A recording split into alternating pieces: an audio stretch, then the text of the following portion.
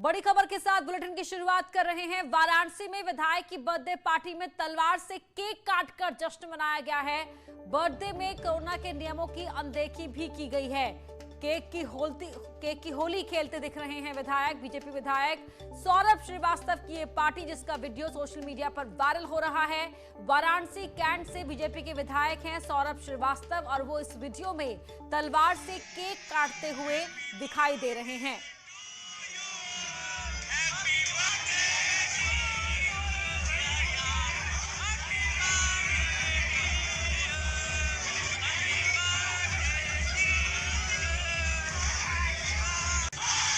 और देखिए कैसे केक को एक दूसरे पर लगाने पर टूट पड़े हैं। यहाँ पर पहले विधायक तलवार से केक काटते हुए इस वीडियो फुटेज में दिखाई दे रहे हैं, और उसके बाद जब केक कट जाता है तो केक उठाकर एक दूसरे के चेहरे पर मलते हुए सभी लोग दिखाई दे रहे हैं।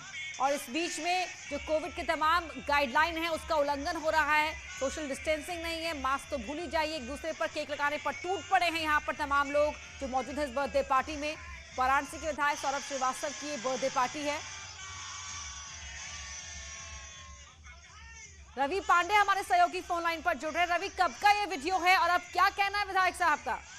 देखिए, आज रात के 12 बजे का ही ये वीडियो है, और खुद विधायक सौरभ श्रीवास्तव जो कि कैंट विधानसभा से विधायक है, बीजेपी के विधायक, उन्होंने अपने सोशल साइट फेसबुक पेज पे ये वीडियो लगा रहे। वीडियो में आप साफ देख सकते हैं कि किस तरीके से तलवार से केक को काटा जा रहा है। उसके बाद केक की होली खेली जा रही है, जबकि कोरोना का तीसरा लहर है वो मुहाने खड़ा हुआ, और बावजूद उसके जिस तरीके से पूरी तरीके से माहौल उड़ाया गया है गाइडलाइंस का, वो एक बहुत बड़ी बात है। और बाकायदे इसका जो प्रदर्शनी भी फेसबुक पे लगाया गया, तो सीधे सीधे सौरभ श्रीवास्तव का जो पूरा वीडियो है वो एक खुद सवालों के घेरे में है। जाहिर सी बात है, जब विधायक साहब इस तरह से अपनी बर्थडे पार्टी मनाएंगे तो जो उनके समर्थक है, बाकी जनता है, वो क्या करेगी? ये बड़ा सवाल यहाँ पर उठता है। अब इस वीडियो के सामने आने के बाद क्या कोई कार्रवाई ऑफिशियली की गई है, कुछ हुआ है?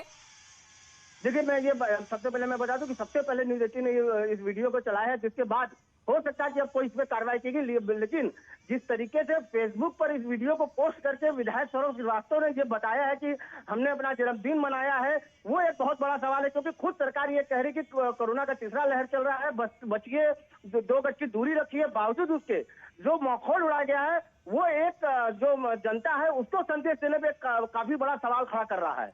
बहुत शुक्रिया रवि पांडे आपका। सबसे पहले न्यूज 18 उत्तर प्रदेश उत्तराखंड पर ये वीडियो आप देख रहे हैं जो विधायक ने अपने फेसबुक पेज पर शेयर किया है। इस वीडियो को, ये 12 बजे के जश्न का वीडियो है। तलवार से पहले केक काटा, उसके बाद केक की होली मनाई गई। कोविड के नियमों को तो भूल जाइए, एक दूसरे पर केक लगाने को टूट पड़े हैं यहाँ तमाम इस बर्थडे पार्टी में मौजूद लोग। समाजवादी पार्टी कल से पिछड़ा वर्ग सम्मेलन का आगाज करने जा रही है। इसके लिए कानपुर नगर से इसकी शुरुआत करने का प्लान तैयार कर लिया गया है। कल से समाजवादी पार्टी बीजेपी गद्दी छोड़ो क्रांति की शुरुआत करेगी, जिसकी जिम्मेदारी डॉक्टर राजपाल कश्यप को दी गई है। 11 अगस्त को झांसी, 12 अगस्त को महोबा, 13 अगस्त को हमीरपुर, 14 अगस्त को कानपुर ग्रामीण में और 15 अगस्त को फतेहपुर में पिछड़ा वर्ग सम्मेलन करेगी। इस अभियान के जरिए समाजवादी पार्टी बुंदेलखंड, मध्य उत्तर प्रदेश और पूर्वांचल को मथने का काम करेगी। अलाउद्दीन हमारे सहयोगी जुड़ रहे हैं। अलाउद्दीन, पिछड़ा वर्ग सम्मेलन करने जा रही है एसपी? जी हाँ, बिल्कुल। समाजवादी पार्टी ब्राह्मण सम्मेलन के बाद अब ये पिछड़ा वर्ग के सम्मेलन को करने जा रही है। हालांकि आज उत्तर प्रदेश की राजधानी लखनऊ में पिछड़े वर्ग के वोटर्स को जोड़ने के लिए महान दल के साथ भी एक कार्यकर्ता सम्मेलन हुआ था, जिसमें समाजवादी पार्टी के राष्ट्रीय अध्यक्ष अखिलेश यादव मुख्य अतिथि के तौर पर शामिल हुए थे। लेकिन कल, क्योंकि 9 अगस्त है जो कि क्रांति दिवस के तौर पर मनाया जाता है, तो क्रांति दिवस के मौके पर ही कानपुर नगर में गंगा नदी के किनारे एक जगह है जहां पर स्वतंत्रता आंदोलनकारियों ने अंग्रेजी सैनिकों को मार भगाया था। इसमें ओबीसी यानी कि निषाद समाज के बहुत सारे लोग शामिल थे और कुछ लोग शहीद भी हुए थे। तो समाजवादी पार्टी की पिछड़ा वर्ग प्रकोष्ठ के प्रदेश अध्यक्ष उस जगह पर जाकर के पहले उनको नमन करेंगे, श्रद्धांजलि देंगे, उसके बाद फिर अपने कार्यक्रम की शुरुआत करेंगे। कुल मान करके आप चलें कि 2022 का जो काउंटडाउन है उत्तर प्रदेश में पूरी तरह से दिखाई दे रहा है, और ओबीसी वर्ग को जोड़ने के लिए समाजवादी पार्टी कल से एक बड़ी कवायद शुरू कर रही है। बहुत शुक्रिया अलाउद्दीन आपका इस जानकारी के लिए। बड़ी खबर आपको बता रहे हैं, 10 अगस्त को सीएम का महोबा दौरा है। सीएम के दौरे को लेकर तैयारियां यहां पर तेज हो गई हैं। महोबा में मंच पंडाल पर पंडाल भी बनकर तैयार हो गए हैं। पीएम मोदी भी इस कार्यक्रम में हिस्सा लेंगे। प्रधानमंत्री कार्यक्रम में वर्चुअली शामिल होंगे। उज्ज्वला योजना के लाभार्थियों को यहां पर सौगात दी जाएगी। प्रदेश के 5000 लाभार्थियों को यह सौगात मिलेगी। सीएम के कार्यक्रम को लेकर सुरक्षा पुख्ता है। विधायक डीएम ने रैली स्थल का निरीक्षण किया है। महोबा के पुलिस लाइन ग्राउंड में सीएम की ये रैली है।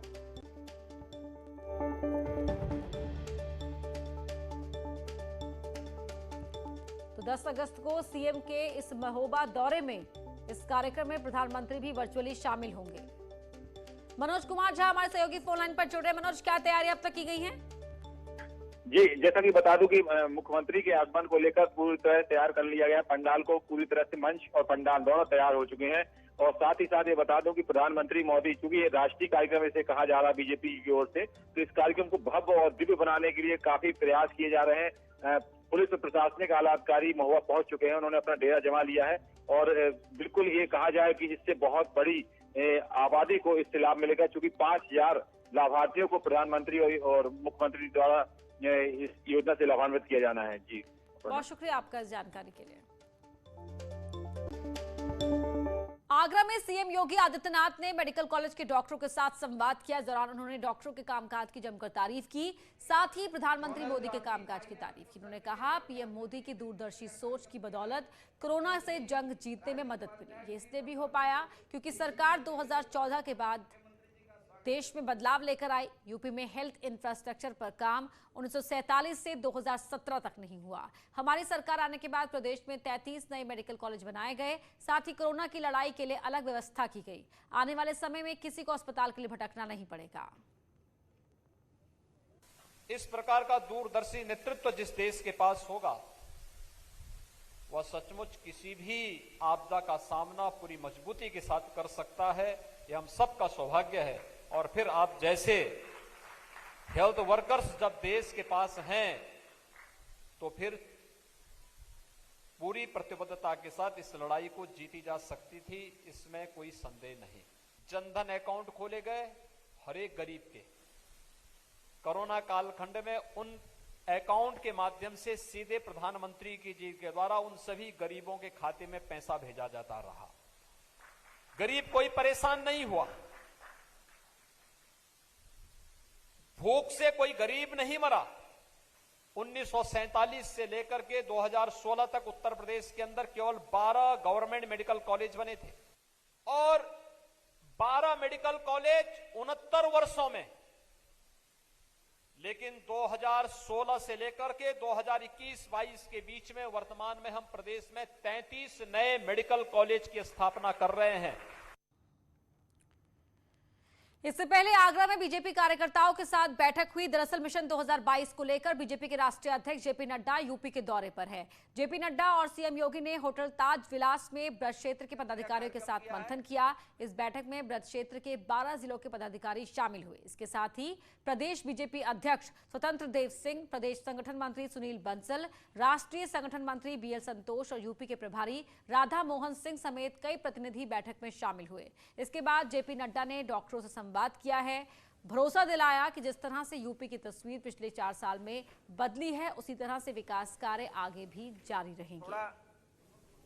ठीक है, समय की शीघ्रता है। हम लोगों ने भी तय किया है कि हम भी 2 लाख गांव में हेल्थ वॉलंटियर्स खड़ा करेंगे बीजेपी का।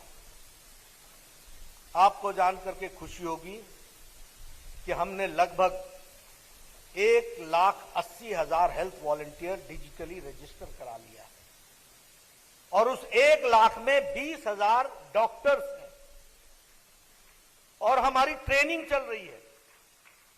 मैं हर बूथ पर 2 किट देने वाला हूं हेल्थ। इस अगस्त महीने तक मैं 4 लाख वॉलंटियर्स को भारतीय जनता पार्टी 2 लाख गांव के लिए तैयार करेगी, ताकि कभी अगर कोई थर्ड वेव आए तो बीजेपी को संतोष होना चाहिए कि हमारे 4 लाख वॉलंटियर्स समय पर हेल्थ वर्कर के फ्रंटलाइन वर्कर के रूप में खड़े होकर अपने बूथ को, अपने गांव को बूस्टर दे रहे हैं, थर्मल स्कैनर लगा रहे हैं, ऑक्सीमीटर लगा रहे हैं, उनको हेल्थ के स्थान तक पहुंचा रहे हैं। इस बात की कोशिश करने का काम हम लोगों ने करने का तय किया है, ये मैं आपसे चर्चा करना चाहता हूं। समाजवादी पार्टी के लखनऊ दफ्तर में महान दल का कार्यकर्ता सम्मेलन हुआ, जिसमें एसपी अध्यक्ष अखिलेश यादव भी बतौर चीफ गेस्ट शामिल हुए।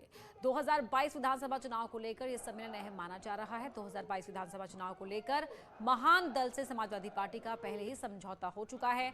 अखिलेश यादव बड़े दलों के बजाय छोटे दलों के साथ हाथ मिलाने के फॉर्मूले पर चल रहे हैं। इसी कड़ी में एसपी ने महान दल के साथ हाथ मिलाकर सियासी समीकरण बनाने की कवायद की है। बता दें कि महान दल के अध्यक्ष केशव देव मौर्य ने बीएसपी छोड़कर 2008 में महान दल का गठन किया था। महान दल हर चुनाव में किसी न किसी पार्टी के साथ मिलकर चुनाव लड़ता रहा है, लेकिन अभी तक पार्टी का खाता नहीं खुल पाया है। हमारी आपकी जनगणना नहीं करना चाहते। एक समय था देश में चाहते हैं लोग कि जनगणना हो। हम और आप में लड़ाई करा दी कि आज सब हक यादव छीने ले रहे हैं। कभी कहा जाता है कि हमने हक सबका छीन लिया, पिछड़ों का हक छीन लिया। भारतीय जनता पार्टी कभी जनगणना नहीं करेगी, क्योंकि वो जानते हैं आबादी में कौन ज्यादा है, आबादी में किसकी संख्या भारी है, इसलिए कभी जनगणना नहीं करेंगे। लेकिन हम अपने सभी लोगों को भरोसा दिलाते हैं, उत्तर प्रदेश की सरकार बनेगी तो सबसे पहला काम अगर कोई होगा सरकार का तो जनगणना। अगर वो दिल्ली वाले नहीं करेंगे तो उत्तर प्रदेश की सरकार अपने आप समाजवादी करके दिखा देंगे।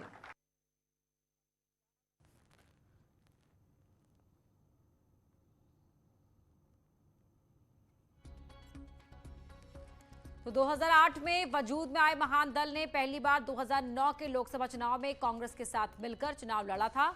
2009 में प्रदेश की 2 लोकसभा सीटों पर चुनाव लड़ा था। हालांकि उस चुनाव में उनका प्रदर्शन अच्छा नहीं रहा था। इसके बाद 2014 में महान दल ने 3 लोकसभा सीटों पर चुनाव लड़ा, लेकिन इस बार भी पार्टी को अपेक्षित परिणाम नहीं मिले। 2019 में फिर कांग्रेस के साथ मिलकर लड़े, लेकिन इस बार जीत नसीब नहीं हुई।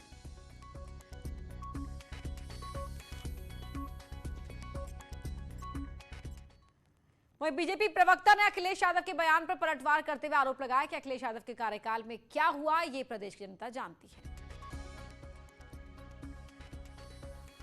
तो मुख्यमंत्री थे तो नौकरियों की लूट होती थी, महिलाओं की इज्जत और आबरू सुरक्षित नहीं थी, कानून और व्यवस्था लचर हालात में थे, सड़क बिजली पानी की दुर्व्यवस्था थी, निवेशक उत्तर प्रदेश आना नहीं चाहते थे।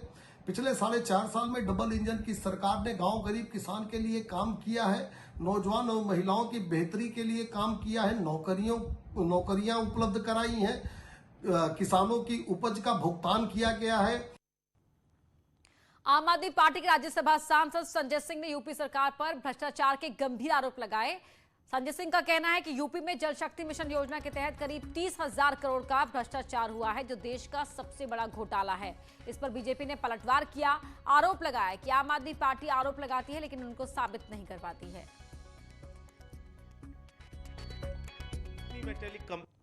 जल जीवन मिशन में महाघोटाला करने का काम किया। डॉक्टर महेंद्र सिंह जो जल शक्ति मिशन और जल जीवन मिशन का कार्य देख रहे हैं, उनके निगरानी में यह भ्रष्टाचार हो रहा है। माफी मांग लो। विधानसभा चुनाव से पहले दिल्ली में भी इसी तरह शीला दीक्षित जी के खिलाफ बहुत मोटे मोटे कागज के पुलिंदे इन्होंने जारी किए थे, लेकिन जब सरकार आई तो ये कागज गुम हो गए। अब लगातार उत्तर प्रदेश में विधानसभा चुनाव को देखते हुए बेसलेस आरोप लगाने का काम लगातार कर रहे हैं, लेकिन जनता में आम आदमी पार्टी या संजय सिंह की कोई क्रेडिबिलिटी नहीं है। आम आदमी पार्टी के सांसद संजय सिंह के घोटाले के आरोपों के बाद सियासत तेज हो गई है। कांग्रेस और एसपी ने निष्पक्ष जांच की मांग की है। तरीके से जल शक्ति मंत्रालय ने ये काम किसी एक ऐसी ब्लैक लिस्टेड कंपनी को दिया है, इसका जवाब योगी आदित्यनाथ जी और उनके मंत्री को देना होगा कि इसमें कितने करोड़ की मलाई आई है और किस किस में बटी है। जल शक्ति मंत्री की ख्याति को लेकर ये पहले से ही प्रश्न चिन्ह उठ रहे थे, सवाल उठ रहे थे कि इस विभाग में काफ़ी घोटाला हो रहा है। अब एक जिम्मेदार सांसद ने जब तथ्यों के साथ आरोप लगाए हैं तो इसकी निश्चित तौर से एक निष्पक्ष जुडिशियल इंक्वायरी होनी चाहिए। और यहाँ रुक रहे एक छोटे से ब्रेक के लिए जल्द लौट